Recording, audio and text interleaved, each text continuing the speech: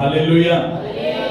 ప్రభునందు ప్రియమైన కొన్ని దినాలు కొన్ని వారాలు మనము ప్రభు సన్నిధిలో దేవుడు మనకి ఇచ్చిన అద్భుతమైన మాటను మనం జ్ఞాపకం చేసుకోవడానికి కలిగిన దాన్ని గట్టిగా పట్టుకోవాలని దేవుడు అద్భుతంగా మనతో మాట్లాడారు. లాస్ట్ మాట అంటే మనం ఏమైతే నిర్ణయం తీసుకుంటున్నామో ఆ నిర్ణయము లేకపోతే మొక్కుబడి లేకపోతే తీర్మానము ఒప్పుకొనడు ఇవన్నీ కూడా ప్రభు సన్నిధిలో అన్నీ ఒకటే కాబట్టి మనం ప్రభు సన్నిధిలో చెల్లించే వరకు కడుగు చేయకుండా చెల్లించి మనం ప్రతిసారి కూడా మనం ప్రభు సన్నిధిలో ఒప్పుకోవాలి. ప్రతిసారి కూడా ప్రభు సన్నిధిలో తీర్మానం చేసుకుని వెళ్ళాలి. విన్న వాక్యాన్ని బట్టి ఏం చేసుకోవాలంటే అందరూ చెప్తలేదు, తీర్మానము చేసుకోవాలి. తీర్మానంతో వెళ్ళాలి. మనం క్రైస్తవులు అంటేనే ఒక తీర్మానం. ఇప్పుడు వాక్యం వింటున్నాం అనుకోండి, ఆ వాక్యం మీద ఒక తీర్మానం చేసుకోవాలి. హల్లెలూయా. ఆ తీర్మానమే నిన్ను ఉన్నతమైన స్థాయికి తీసుకెళ్తారు. ఎక్కడ తీసుకెళ్తుంది? ఉన్నతమైన స్థాయికి తీసుకెళ్తారు. ప్రభుత్వం ఆ తీర్మానాన్ని బలపరుస్తుంది, తీర్మానాన్ని ఆస్వాదిస్తారు. చాలామంది ఆ తీర్మానం తీసుకోకుండా విన్న వాక్యాన్ని విన్నట్టుగానే ఉండేసి అది పైదే కింద అంతే కూర్చో. కాబట్టి మనందరం ఒక గొప్ప తీర్మానంతో ముందుకు సాగాలి. ఒక మాట చదువుకొని మనం ప్రార్థన చేసుకుందాము.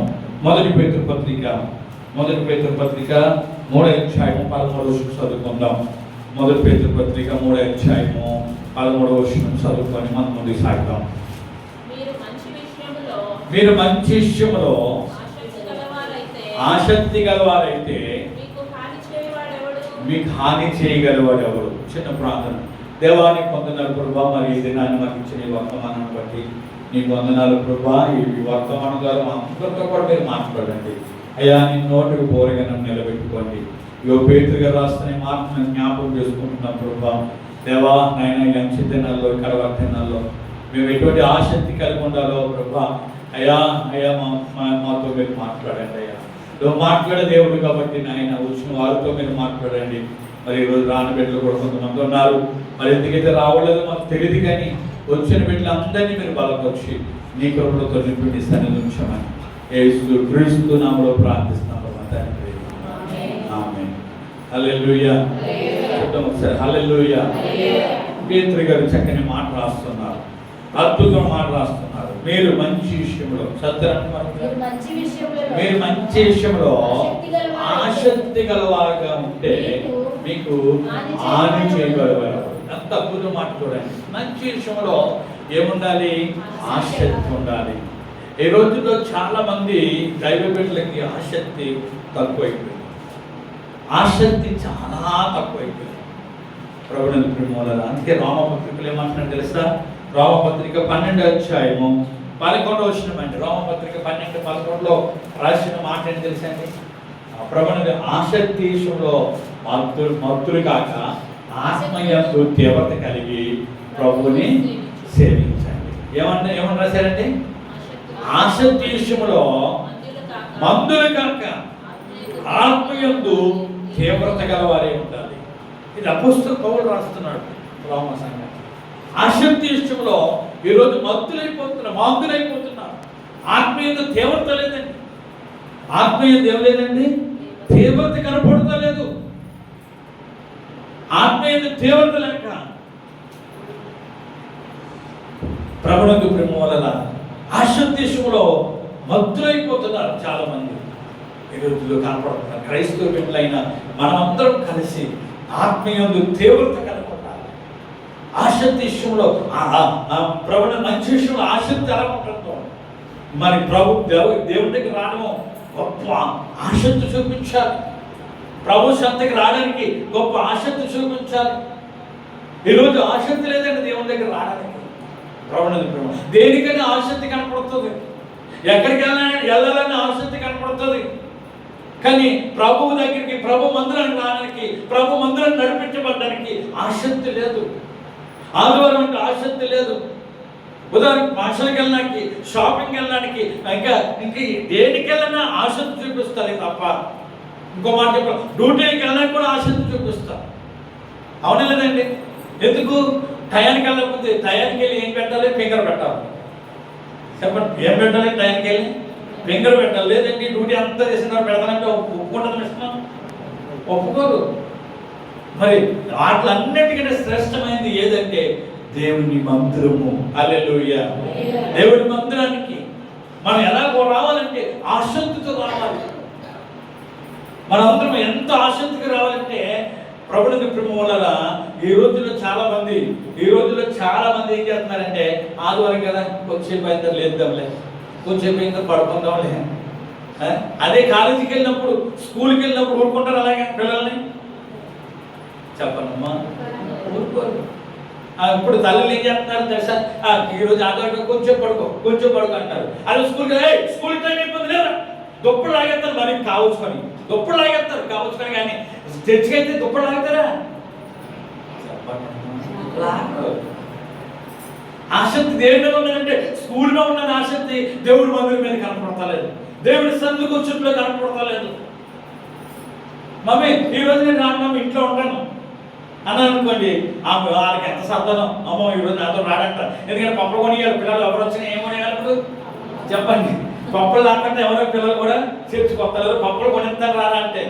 అలా స్కూల్కి నేను వెళ్ళాలంటే ఊరుకుంటానా? పప్పులు కొనిచ్చిన వెళ్ళాలని ఊరుకుంటానా? ఏం చేస్తారు చెప్పండి? ఒక్కడేస్తారు. అరే నిన్ను అక్కడ డబ్బులు పెట్టి చదువుతుంటే తక్కువ ఫీజులు అవుతున్నాయా, వేలు అవుతున్నాయని గట్టి కొట్టి వాటి మీద ఉన్న ఆసక్తి దేవుడి మంది లేదండి. దేవుడి సన్నిధిలో కనపడతలేదు. ఆత్మీయంగా మనం తీవ్రత కలిగి ఉండాలి. మనం ఎప్పుడు కూడా ప్రభుత్వం రేపు ఆదివారం అనగా శనివారం అయితే మనం సిద్ధపరచుకోవాలి. ఏం సిద్ధపరచుకోవాలి? మన వస్త్రాలను సిద్ధపరచుకోవాలి. రేపే బట్టలు కట్టుకోవాలి. లేదా రేపు చూసుకుంటాం లేదు ఏమంటారు? అదే ఫంక్షన్కి అయితే అబ్బాయి 2 రోజులు ముందే చూసుకుంటాం. ఫంక్షన్కి అయితే అమ్మో ఏ చీర కట్టుకోవాలి, అందరూ ఈ చీరలు కట్టుకొని వస్తారు. మనం ఏ చీర కట్టుకోవాలి 2 రోజులు ముందు నుంచే ఏం చేస్తారు? ఈ చీర కట్టుకోవాలి నిర్ణయం చేసుకుంటారు. అవునా చెప్పనమ్మా? ఫంక్షన్లకు ఉన్న ఆసక్తి. ఇప్పుడు ఫంక్షన్కి వెళ్ళినప్పుడు ఊరికి వెళ్తామా?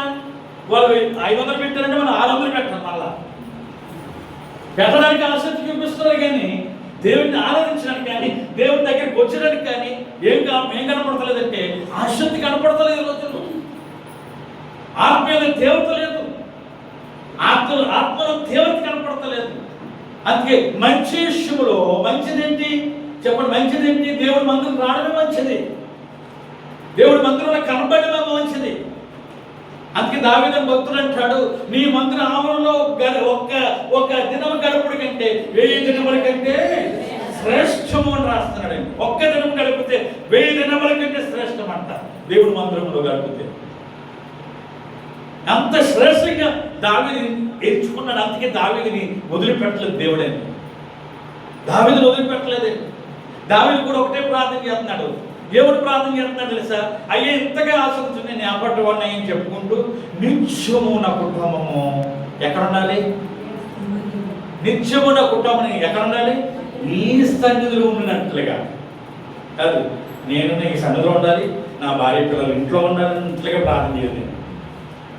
నా కుటుంబం అంతా కూడా నిత్యము నీ సన్నిధిలోనే కాదు ప్రభువా, నేనే కాదయ్యా నా ఇంట్లో అందరూ కలిసి. ఎంత గొప్ప ప్రార్థన అండి, ఎంత గొప్ప ఆసక్తి అండి. ఈ రోజుల్లో ఆదివారం నాడే చీర తీసుకుంటారు, ఆదివారం నాడే బట్టలు తీసుకొని ఇంకా అన్ని అసలు శనివారం నాడే అన్ని తలస్నానం కూడా అయిపోవాలి. ఇంకో మాట చెప్పాలంటే శనివారం కూడా ఏమైపోవాలండి? తలస్నానం చేసుకోవాలి ఆదివారం కోసం. కొన్ని చర్చిల్లో చూస్తామండి, ఎక్కడన్నా చర్చిలో ఆదివారం నేను ఎప్పుడు వెళ్ళాలి కానీ ఆ మీటింగ్కి వెళ్ళినప్పుడు వాళ్ళ ఎన్నికలు ఎలా కారుతా తెలిసా? నీరు ఎలా కారుతూనే ఉంటాయి. ఆ జాకెట్ మొత్తం వెనకాల అంతా తడిసిపోతుంది. అంటే ఎప్పుడు సిద్ధపడుతుంది? అప్పటికప్పుడే సిద్ధపడి ఆరోపణ ఎక్కడికి వస్తున్నారని దేవుడి సన్నిధికి వచ్చేస్తున్నారండి. ఈ రోజుల్లో ఆసక్తి తక్కువైపోయిందండి ప్రభుత్వం వల్ల. మంచి విషయంలో ఆసక్తి కలవాలంటే మీకు హాని చేయగలరు. అంటే నువ్వు మంచిది ఏంటంటే దేవుడి మందిరం నడిపించబడమే మంచి, దేవుడి సన్నిధి రావడమే మంచిది. ఇంకేంటి మంచిది తెలుసండి? ఇంకేది మంచిది ఒకసారి చదువుదామా? ఏది మంచిదంటే ప్రభుత్వం ప్రేమ కీర్తన భాగం 92 కీర్తన భాగం తీయండి. 92 కీర్తన భాగం 1 చదవండి. ఏది మంచిదో కనపడతామని. యెహోవాను స్తుతించుట మంచిది. హల్లెలూయా చెప్పండి అండి. ఏం స్తుతి? ఎవరిని స్తుతించాలి? దేవుడిని స్తుతించుట మంచిది. ఈరోజు మంచి మంచి పని మనం సేవలో పోతున్నాం. ప్రభువుని స్తుతించండి అంటే నోరు తిరుగుతలేదు, ప్రభువుని స్తుతించండి అంటే చేతులు చాపుతలేదు. మనకి బలహీనలు లేవని అంటలేదు బ్రహ్మ. ఎవరు బలహీనలు వాళ్ళకు ఉంటాయి. ప్రభువును స్తుతించుట మంచిది, ప్రభువును స్తుతించుట మంచిది. స్తుతించుట మంచిది, కానీ మనకి కూడా మేలే. స్తుతించడం కూడా మనం మేలు పొందుకుంటాం. ప్రభుని ఎలా స్తుతించాలంటే కింద రాశాడు చూడండి, కింద కూడా చదవండి బ్రదర్. మహోన్నతుడు, మహోన్నతుడా నీ నామము కీర్తించడం మంచిది. ఉదయమున నీ కృపను, ప్రతి రాత్రి నీ విశ్వాసతను 10 తంతుల స్వరమండలముతో గంభీర ధ్వనిగల సితారతో ప్రశ్నించుట మంచిది. హల్లెలూయా చెప్పండి ఒకసారి. హల్లెలూయా. ప్రభుని స్తుతించులో 10 తంతుల సితారతో, అంటే 10 తంతుల సితార ఏంటి? చేతులతో చప్పట కొట్టి గంభీరమైన ధ్వనితో, ఏదోనండి గంభీరమైన ధ్వనితో, చప్పట కొట్టు గంభీర ధ్వనితో మనం పాటలు పాడాలి, ప్రభువును స్తుతించాలి. అది మంచిది.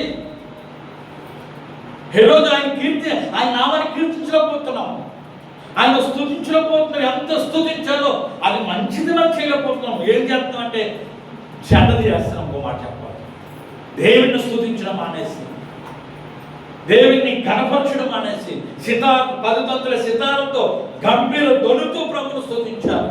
కొంతమంది చప్పట కొడతారు, కానీ ఏమున్నదంటే ఉంటాయి. చప్పట కొట్టుకుంటూ ప్రభువును స్తుతిస్తే ప్రభుడు ప్రేమలు ఎంత ఆనందం ఉంటుంది. అందరు చేతులు పైకెత్తండి, ఆనందించండి, ప్రభువును స్తుతించండి. దైవజనులు చెప్తుంటే చేతులు సగమే ఎత్తండి. ఎంత ఎంతలేదండి? సగమే ఎత్తండి, పుల్లి లేమండి. చేతులు పైకెత్తి ప్రభువును స్తుతించారు. ప్రభా నీకు నేను అప్పచెప్పేసుకుంటున్నాను ప్రభా, నిన్ను స్తుతిస్తున్నాక నీకు అప్పచెప్పేసుకున్నావు ప్రభా అంటే, నువ్వు స్తుతించడం ద్వారా దానికి మేలేంటి తెలుసా? రెండు కారణాలు చెప్పేసి ఈరోజు ముగిస్తాను. హల్లెలూయా చెప్పండి ఒకసారి. హల్లెలూయా. ప్రభుని ఎలా స్తుతించాలి? ప్రభుని స్తుతించడానికి కలిగే లాభం ఏంటి? అసలు మనందరికి తెలుసు, ప్రభుని స్తుతిస్తే గొప్ప మేలు పొందుతామని. కానీ స్తుతి మాత్రం ఎక్కువ రాదండి. మనం ప్రార్థించినప్పుడు కూడా ప్రార్థన చేసుకో ముందు ప్రభును పొగిడి, ప్రభును స్తుతించి అప్పుడు ప్రార్థనకి వెళ్ళాలి మనం. హల్లెలూయా చెప్పండి. హల్లెలూయా. ఏది మంచిదంటే ఆశందేశంలో మంచి నువ్వు ప్రభుని స్తుతించిన ఎడల, ఇక్కడ రాయబడ్డ ఏం రాసింది సార్? ప్రభుని వారు మీరు మంచి విషయంలో ఆసక్తి గలవారైతే మీకు హాని చేయగలవారు ఎవరు? మంచి విషయం ఏంటంటే ప్రభుని స్తుతించుట. ఎక్కడ స్తుతించాలి అంటే మనం అనుకోవచ్చు, ఇంట్లో స్తుతించుకోవచ్చు మామూలుగా. సమాజంగా కూడి కూడా మనం స్తుతించాలంట. హల్లెలూయా. 84 కీర్తన భాగం 4 వర్షం చదవండి. 84 కీర్తన భాగం 4 వర్షం. నీ మందిరమునందు నివసించిన వారందరూ ధన్యులు, వారు నిత్యము నిన్ను స్తుతించెదరు. హల్లెలూయా. నీ మందిరంలో నివసించి వారు ధన్యులు, వారు నిత్యము స్తుతిస్తారు. ఎక్కడ స్తుతించాలంటే ఇంటి దగ్గర స్తుతి వేరే, సమాజంగా కూడి స్తుతించడము వేరే. సమాజంగా కూడి ప్రభువును స్తుతించాలి. అల్లాడు ఇశ్రాయేలు ప్రజలకి సంవత్సరానికి ఒకసారి ఇచ్చాడు అవకాశం, కానీ దేవుడు ఇప్పుడు మనకి ప్రతి దినం కూడా ఇచ్చాడు, ప్రతి వారం కూడా ఇస్తున్నాడండి ప్రభువును స్తుతించడానికి. ఆసక్తి కనపడతలేదు. దేవుడు రాబోతున్నాడు త్వరగా. మన ఆసక్తి ఇచ్చిన మత్తులు కాకుండా తీవ్రత కలిగి ఆత్మీయం ఏముండాలండి? తీవ్రత. ఆసక్తి అంటే తీవ్రత ఆసక్తి కలిగి మనం ముందుకు సాగాలి. ప్రేమ వల్ల ప్రభువును స్తుతించడం, ప్రభువుని గణపరచడము. యెహోషువ గ్రంథము 6వ అధ్యాయము 15వ వచనము 20వ వచనము చదువుకుంటే అక్కడ ఇశ్రాయేలు ప్రజలు ప్రయాణం చేసినప్పుడు ఎరుకో గోళ్ళు అడ్డొచ్చాయి. ఏమడ్డొచ్చాయండి? ఎరుకో గోళ్ళు అడ్డొచ్చాయి. ప్రేమను స్తుతించడం కలిగే లాభం ఏంటంటే ఎరుకో గోళ్ళు అడ్డొచ్చాయి. ప్రేమ వలన ఎరుకో గోడలో ఎరుకలో ప్రవేశించాలంటే పెద్ద గోడ, మామూలు గోడ కాదండి.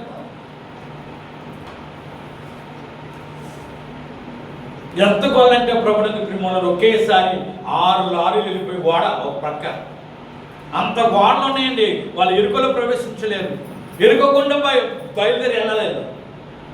గేటు దగ్గర భయంకరమైన పరిస్థితి ఏర్పాటు చేయబడ్డది. గోడల చుట్టూ ప్రభు చెప్పారు, ఆ ఎరుక గోడ కూడగొట్టబడాలంటే 7 సార్లు ప్రభును స్తుతించండి అన్నది. హల్లెలూయా. 7 సార్లు ప్రభును స్తుతించుకుంటూ 7 రోజులు తిరగమన్నాడు. 7 రోజులు ఎరుక గోడ చుట్టూ ఎలా తిరిగాడు తెలుసా? బిగ్గరంగా. ఎలాగండి? మెల్లిగా ఉన్నది అక్కడ. బిగ్గరంగా ప్రభును స్తుతించుకుంటూ, బిగ్గరంగా ప్రభుని కనపరుచుకుంటూ స్తుతించడం మొదలు పెట్టారు.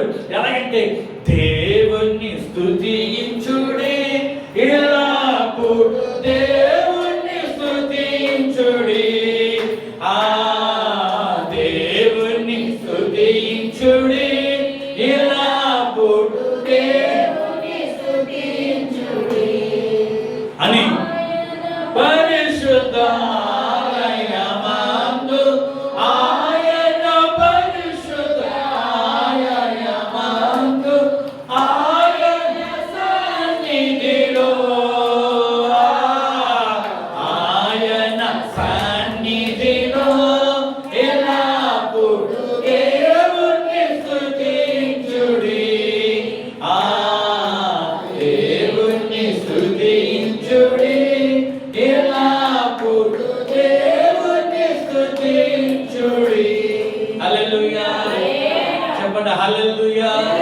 అలాగా ప్రభువును స్తుతించుకుంటూ 7 సార్లు ఎరుకో గోడ చుట్టూ తిరిగారు.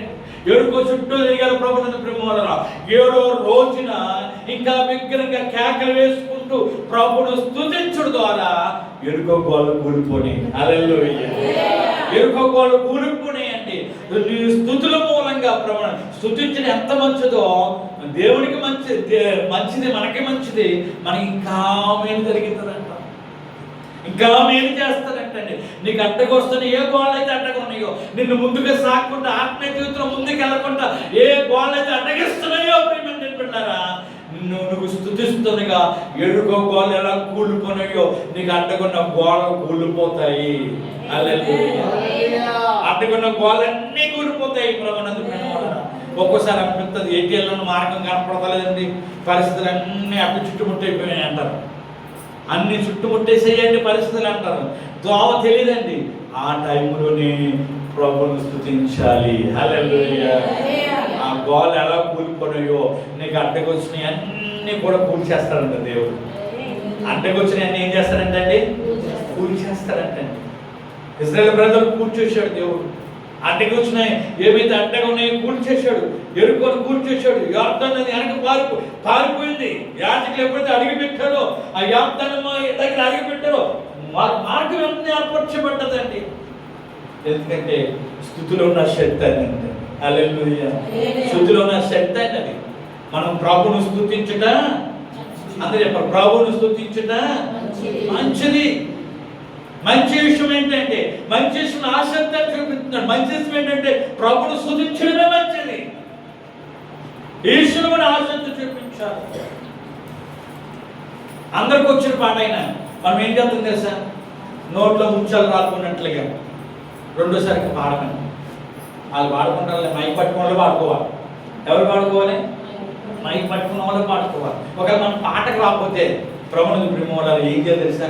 రెండోసారి పాడతాం కదా, రెండోసారి పాడడానికి వస్తుంది అవకాశం, రెండోసారి పాడాలి. ఒక అమ్మాయిని యూట్యూబ్లో చూశాను ప్రభువును, యూట్యూబ్లో ఫేస్బుక్లో అలా చూస్తూ ముసలాం ఎలా ఉన్నది తెలుసా? నడుము వంగిపోయి ఉన్నదండి. నడుము వంగిపోయి చాలా వయసు ఎక్కువైపోయిందండి. అందరూ కూడా పెద్ద మంచిగా ఉన్నారు, అందరూ కూడా స్తుతించడానికి నోరు తెరుతుందండి. ఏమైతే ప్రభువును ప్రేమలారా ఏం చేస్తాం తెలుసా? దేవుని స్తుతి ఇలా ఇంకా నడవకపోయి పడుతుందండి. మీరు చూసారు లేదా? కానీ నాకు చాలా ఆనందం అనిపించింది. అంతగా స్తుతించడానికి ఆమెకు అవసరం లేదు, ఆ వయసు తగ్గ అవసరం లేదు. కానీ ప్రభువును స్తుతించాలని నడువంగిపోయి ఇలా కొడేస్తున్నాను అంతే. ఇలా కొట్టేసి ఇలా ఏదైతే పాట పాడుతుంది ఇలా కొట్టుకుంటూ చాలా సంతోషం అనిపించింది. ఆ వయసులో కూడా ప్రభువును స్తుతించడానికి చప్పట్లు కొట్టి, మళ్ళీ చప్పట్లు కొట్టడమే కదండి, నోరు తెరిచి హల్లెలూయా దగ్గరగా కేకలు వేస్తుంది, దగ్గరగా ప్రభువును స్తుతిస్తుంది. ప్రభువుని ప్రియమోలారా, పరలోకంలో కూడా అదే ఉంటుంది. మనకి నిత్యము కూడా ఏముంటుందండి ప్రభు దగ్గర? స్తుతి అర్పణే. పరిశుద్ధుడు పరిశుద్ధుడు పరిశుద్ధుడు పరిశుద్ధుడు గోదలను ఏర్పాటు చేశాడు దేవుడు అట్లా. కాబట్టి స్తుతించుట మంచిది, స్తుతించుట మంచిది. నువ్వు స్తుతించుట ద్వారా ఎరుకో గోళ్ళు కూలిపోయినట్లుగా నీ పరిస్థితులు ఎటువంటి గోళ్ళంటి పరిస్థితులైనా దేవుడు కూలగొట్టబోతున్నాడు. హల్లెలూయా చెప్పండి, హల్లెలూయా. ఇంకోటి ఏంటంటే ప్రభువు అపోస్తలుల కార్యం 16:25 మీరు చదువుకున్నట్లయితే అక్కడ మధ్యరాత్రిలో పౌలు శీలాలు ఏం చేస్తున్నారు? ప్రార్థన చేస్తూ పాటలు పాడుతున్నారంట, ప్రభువును స్తుతిస్తున్నారంట. ఏం చేస్తున్నారంటే పాటలు పాడుతూ ప్రార్థన చేస్తూ ప్రభువును స్తుతిస్తున్నారంట. వాళ్ళు చేసిన పని ఏమున్నది? వాళ్ళని ఎందుకు అంతగా కొట్టారంటే ఒక దెయ్యాన్ని ఎలగొట్టారు. ఒక దెయ్యాన్ని, తుతోని అనే దెయ్యాన్ని ఎలగొట్టేశాడు. ఎలగొడితే ఏం చేయాలి? సంతోషించాలి. అయ్యో ఈమెలో ఉన్న దెయ్యాన్ని ఎలగొట్టారని అక్కడున్న ప్రజలు కానీ వాళ్ళందరూ సంతోషించారు. కానీ ఆ దెయ్యం ద్వారా అక్కడ యజమానురాలు లాభం పొందుకుంటుంది. ఆ లాభం పొందని పౌలు సేనను కొట్టించి రక్తాలు కారిపోయినట్లుగా కొట్టించి సరసాలు వేయించిందండి. సరసాలు ఎలాగించింది? మన బోండాలు వేయించిందంట. తప్పు లేదు, ప్రభుత్వం అంతగా శిక్షించిన అన్ని కష్టాల్లో కూడా, అంత బాటలో కూడా వాళ్ళు అయ్యో నాకెందుకు ఈ బాధ వచ్చింది అనుకున్నారండి. వాళ్ళు మాకెందుకు ఈ పరిస్థితి వచ్చింది అనుకోలేదండి. రక్తాలు కారిపోతున్నాయి, ఓ పక్కన రక్తాలు కారిపోతున్నాయి. తుడుచుకుందాం, చేతితో తుడుచుకుందాం అంటే చేతులు సంఖ్యలు వేయబట్టాయి. ప్రభుత్వం ఎక్కడ నొప్పొస్తుంది, అయ్యో నొప్పొస్తుందంటే మనం ఏం చేస్తాం? ఇలా పట్టుకున్నాం లేదండి. ఎక్కడ నొప్పొస్తే అక్కడ పట్టుకోవడం కూడా ఏం లేవు, చేతులు లేవు, చేతులు సంఖ్యలు అయిపోతాయి. అటువంటి పరిస్థితుల్లో కూడా వీళ్ళు మధ్యరాత్రుల్లో ప్రార్థించి ప్రభువును స్తుతించడం మొదలు పెట్టారు. హల్లెలూయా. ప్రభువును స్తుతిస్తున్నారండి, ప్రభువును స్తుతిస్తున్నారు. అయితే ఒక దైవజనులు చెప్పారు, ప్రభువును స్తుతిస్తానుగా ప్రభు అన్నాడంట, వీళ్ళంతగా స్తుతిస్తుంటే కాలుతో ఇలాగన్నాడంట. నేను కాలు పెట్టి ఇలాగ అనవరికి అక్కడ భూకంపం వచ్చేసింది. హల్లెలూయా. కీర్తన రాశాడు, మా స్తుతుల మూలంగా ఒక దుర్గాన్ని స్థాపించబోతున్నాడు దేవుడు. స్తుతుల మూలంగా ఏం స్థాపించబోతున్నాడంటే ఒక దుర్గం అనగా సింహాసనం స్థాపించబడుతున్నాడు. సింహాసనం స్థాపించి ఆ సింహాసనం మీద ఆశీర్వదిపోతున్నాడండి. హల్లెలూయా. అందుకే మనము ప్రభువును స్తుతించుట మంచిది. ప్రభువుని ప్రేమవలన మీరు ఎప్పుడైతే స్తుతిస్తున్నారో అక్కడ అందరికీ ఏమొచ్చిందంటే, ఎక్కడ చుట్టుపక్కల ఎక్కడ భూకంపం రాలేదు, కానీ ఆ సరసాలకి భూకంపం వచ్చింది, ఆ బంధకాలకి భూకంపం వచ్చింది, ఆ సంఖ్యలకే భూకంపం వచ్చింది. ఆ సంఖ్యలకే ఏమొచ్చిందండి? భూకంపం వచ్చింది. ప్రభువుని ప్రేమవలన ఎంత అద్భుతమైంది. ఈరోజు ఏ సంఖ్యలో ఉన్నా, ఏ బంధకాలు ఉన్నా ప్రభువును స్తుతిస్తే, ఎవరిని స్తుతిస్తాండి? ప్రభువును స్తుతిస్తే, ప్రభువుని కనపరిస్తే, ఆయన నామాన్ని కీర్తిస్తే హల్లెలూయా కట్టులన్నీ తెంపేస్తాడంట. ఏం తెంపేస్తాడండి? కట్టులన్నీ తెంపేస్తారు, బంధకాలన్నీ విడిపించేస్తారు, గోళ్ళన్నీ కోలుగొట్టేస్తారు. అందుకే మనం ఒకటి పాడతాం, ఎరుకో గోడలు ముందున్న ఎర్ర సముద్రం ఎదురైనా, ఎరుకో గోడలు ఎర్ర సముద్రం ఎదురైనా, అద్భుత దేవుడు మనకుండగా భయమేలా మనకింకా. అద్భుత దేవుడు మనకుండగా భయమేలా మనకింకా. యుద్ధము యెహోవాదే, యుద్ధము యెహోవాదే, యుద్ధము యెహోవాదే, యుద్ధము యెహోవాదే. హల్లెలూయా. చెప్పండి ఒకసారి హల్లెలూయా. ప్రభువుని ప్రేమవలన మనం ఎందుకు హల్లెలూయా అంటాం? హల్లెలూయా అన్నది తప్పే కాదండి. ప్రభువుని స్తుతిస్తున్నాం, దాని విషయం ప్రభువుని కనపరుస్తున్నాం. ఈ రోజుల్లో ప్రేమ వల్ల ఆసక్తి విషయంలో, మంచి విషయంలో ఆసక్తి గలవారైతే ఆది చేయగలవారు ఎవరని చెప్పుకుంటూ అద్భుతమైన మాట ఇచ్చారు. దేని విషయంలో ఆసక్తి ఉండాలంటే ప్రభువును స్తుతించులో మనం ఆసక్తి చూపించాలి. ప్రభు దగ్గరకు వచ్చుట్లో ఆసక్తి చూపించాలి. ప్రభువును ప్రేమించుట, ప్రభువును స్తుతించుట మంచిది అని రాశాడండి. ప్రభుని స్తుతించుట మంచిది, ఆయన నామాన్ని కీర్తించడం మంచిది. ఎలా స్తుతించాలంటే గంభీర ధ్వని గల శబ్దముతో. హల్లెలూయా, హల్లెలూయా. ప్రభుని ప్రేమ గిద్దోని యుద్ధం చేసినప్పుడు కూడా, గిద్దోని యుద్ధం చేసినప్పుడు ప్రభు మేము ఏం పట్టుకోమంటావు, కట్టగాలు పట్టుకోమంటావు, తుపాకీలు పట్టుకోమంటే ఏమొద్దు, మీరు పట్టుకోవాల్సిన కొండ, డివిటి, ఇంకేంటండి, కొండ, డివిటి, బోర. అందరూ చెప్పండి, ఏం పట్టుకున్నానండి? కొండ పగలబడితే పగిలిపోతుంది, డివిటి ఆరిపోతే ఆరిపోతుంది, బోర పగలతో పగిలిపోతుంది. అన్ని అల్పమైనవి దేవుడు పట్టుకోమన్నాడు. దేవుడు పట్టుకోమన్నాడండి గిద్దోని దగ్గర రావద్దుకి. గిద్దోని దగ్గర ఎవరికి యుద్ధం చేయడానికి ప్రభుత్వ ప్రేమలో ఎంతమంది యుద్ధానికి వస్తారు ఇశ్రాయేలు ప్రజలంటే 32,000 మంది వచ్చేసారండి. ఎంతమంది వచ్చారు?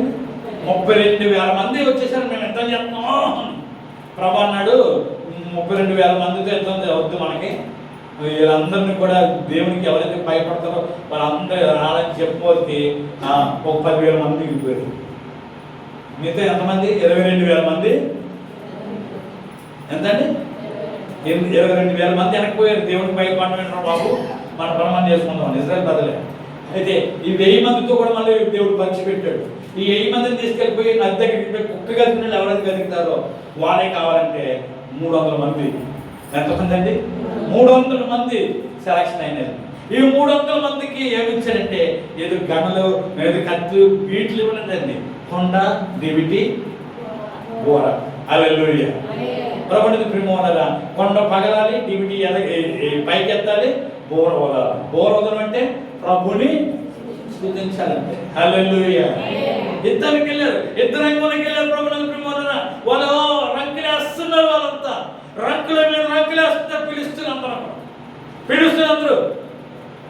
పిలుస్తున్నందరూ కూడా రంకులేస్తుంటే, అమనీయులందరూ కూడా రంకులేస్తుంటే ప్రభువుని ప్రేమోనరా గిద్దోని ఏం చేశాడు?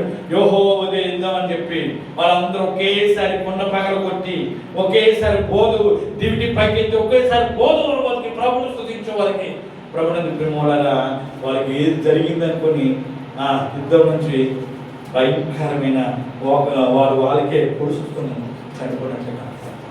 హల్లెలూయా. దేవుని స్తుతిస్తే ఏ కార్యమని చేస్తారు. ప్రభువును స్తుతిస్తే, ప్రభువును స్తుతించడం మంచిది. నువ్వు స్తుతించడం ద్వారా ఏ కార్యమన్నా మన జీవితంలో చేస్తాడు. హల్లెలూయా.